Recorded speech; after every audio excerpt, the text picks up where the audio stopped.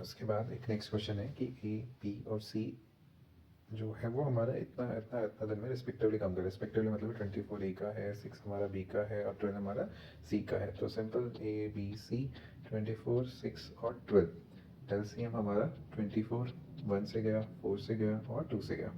अगर वो 7 काम करते हैं तो उनके कितने दिन लगेंगे? सो ये हमारी पर डे यूनिट है। पर डे यूनिट का सम कितना आ रहा है? 4 5 6 7। अब टोटल अगर हमें डेज निकालने तो 24 डिवाइडेड बाई 7। यहाँ नहीं दिया है 24, तो अगर आप इसको ब्रेक करोगे तो 7 3 जा 21 प्लस 3 इज द आंसर। तो ये हमारा आंसर है। बहुत ईजी है। नेक्स्ट क्वेश्चन हम देखते हैं कि अगर 10 वुमेन एक काम को 7 डेज में कर रही है, वहीं पे 10 चिल्ड्रन आपको 14 डेज में काम कर रहे हैं, तो how many days will 5 women and 10 children will take to complete this work? तो सबसे पहले हमें इसमें क्या करना होता है, हमें इनमें इनको इक्वल करना होता है। तो अगर भाई देखो 10 बच्चे 14 डेज में किसी काम को कर रहे हैं, तो अगर मैं बच्चे 20 कर दूँ तो 7 दिन में कर देंगे। तो यहाँ पे भी 7 है, इक्वल हो गया। तो मतलब क्या हुआ, 10 women is equals to 20 children हो गया। मतलब 1 women is equals to 2 children हो रहा है। सिंपल। अब यहाँ क्या दिया है, 5 वुमेन प्लस 10 चिल्ड्रन। 10 चिल्ड्रन का मतलब क्या हो गया, 5 वुमेन, और ऐड में 5 वुमेन था ही, तो 10 वुमेन आ गया। तो 10 वुमेन कितने दिन में काम करेगी, क्वेश्चन में ऑलरेडी दिया हुआ था 7। तो इसमें तो कुछ करना ही नहीं था, बस सोचना है कि भाई क्या है, 2 लाइन भी नहीं लिखनी। जितना मैथ्स में भी अगर हम ट्राई करेंगे कि हमें कम से कम पेन चलाना है, तभी हम जल्दी कर पाएंगे। हमें स्टेप वाइज मार्किंग नहीं मिलेगी कि अगर मैंने 5 या 6 स्टेप में क्वेश्चन किया तो मुझे ज़्यादा मार्क्स मिलेंगे, मैंने 2 स्टेप में। एमसीक्यू है, जितना कम मेरे को पेन चलाना पड़े, जितना जल्दी मैं आंसर निकाल सकूँ और सही आंसर निकाल सकूँ, उतना अच्छा है। सो वैसे ही नेक्स्ट क्वेश्चन क्या कहता है, A can finish in 18 days, B can finish in 15 days. Okay, B ने 10 दिन काम किया, फिर उसके बाद जॉब छोड़ दी।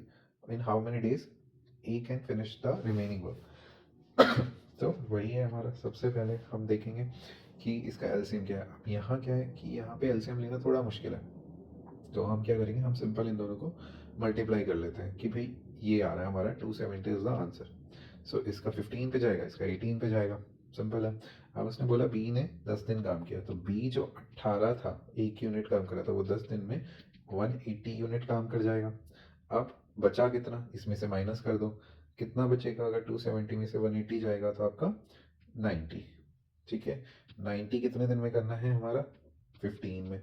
सो 19 डिवाइडेड बाई 15 अगर हम करेंगे, 90 डिवाइडेड बाई 15 अगर हम करेंगे तो हमारा आंसर आएगा 6। ठीक है, बहुत ईजी है, कुछ करना ही नहीं था, तो C is the right answer. उसके बाद जो हमारा नेक्स्ट क्वेश्चन है, A can do a piece of work in 4 hours. A ने 4 घंटे में किया, बी और C can do that work, B plus C ने वो 3 घंटे में किया, while A and C can do that work in 2 hours. ठीक है, हाउ लॉन्ग विल बी कितने टाइम मिलेगा? सो अगर हम इनका एलसीएम देखेंगे तो वही सेम 2 का टेबल मैंने पढ़ा, 2 4 6 8 10 12। 12 is something that is divisible by all 3 से, 4 से और 6 से। अब इन दोनों को अगर मैं सब्ट्रैक्ट करूंगा तो हमारा सिर्फ सी का आ जाएगा, तो 6 माइनस 3, 3 यूनिट हमारा सी कर रहा है, क्योंकि ये अकेला 3 कर रहा था, तो दोनों मिलके 6 कर रहे थे, तो 3 3 कर रहे हैं। अब सी अगर 3 कर रहा है तो बी प्लस सी अगर हमारा 4 है और सी की वैल्यू 3 है, तो हमारा बी कितना आ गया, 1 आ गया। मतलब बी एक दिन में एक ही यूनिट कर रहा है। तो अगर हमें टोटल निकालना है तो 12 divided by 1, 12 hours. B alone will take 12 hours to do this work. ठीक है, इजी था ये भी। चलो एक और क्वेश्चन है कि ए अकेला काम को 6 दिन में कर रहा है, बी अकेला एक काम को 8 दिन में कर रहा है। ए और बी ने उस टोटल 3200 रुपये लिए थे इस काम को करने के लिए। अब विद द हेल्प ऑफ सी उन्होंने 3 दिन में कर दिया, मतलब ए प्लस बी प्लस सी उन्होंने 3 दिन में ये काम खत्म कर दिया। तो सी को कितना पैसा मिलना चाहिए? This is also very easy. So इसका भी एलसीएम अगर मैं देखूंगा तो क्या आएगा, 24 आएगा। ये हमारा 4 से, ये हमारा 3 से, ये हमारा 8 से। ठीक है, तो अगर ये 4 कर रहा है, ये 3 कर रहा है और टोटल 8 है, तो हमारा 4:3:1 हो गया। इस रेशियो में वो लोग काम कर रहे हैं पर यूनिट, पर डे का इतना यूनिट कर रहे हैं। ए 4 कर रहा है, बी 3 यूनिट कर रहा है और एक सी कर रहा है। ठीक है, तो इसी रेशियो में हमारा पैसा भी डिवाइड होगा। तो ये कितना हो गया हमारा, 8 हुआ टोटल, और हमें दिया था 32। तो हमारा ये मान लेते कि 8 is equals to 3200। So 1 is equals to 32 divided by 8, कितना आएगा, 400। सो 1 की वैल्यू कितनी आ रही है, 4, और 1 कौन करा था, C. So B is the correct answer. ठीक है, अब ये एक लास्ट क्वेश्चन है कि ए अगर एक काम को 15 डेज में कर रहा है और बी एक काम को 20 डेज में कर रहा है, उन्होंने 7 काम किया 4 डेज, उसके बाद कितना फ्रैक्शन ऑफ वर्क बचेगा? तो सिंपल, फिर से वही किया, 15, 30, 45, 60, 60 इज डिविजिबल बाय बोथ, लिख लिया। ठीक है, तो ये 4 यूनिट आ गया, ये 3 यूनिट आ गया। अब टोटल यूनिट एक दिन में अगर दोनों साथ काम करेंगे तो 7 यूनिट्स करेंगे। उन्होंने 4 यूनिट काम किया तो कितना, 4 7 जा 28, 28 यूनिट काम हो गया, इसमें से माइनस कर देंगे तो कितना बचेगा, 32 यूनिट। कितने में से, 60 में से।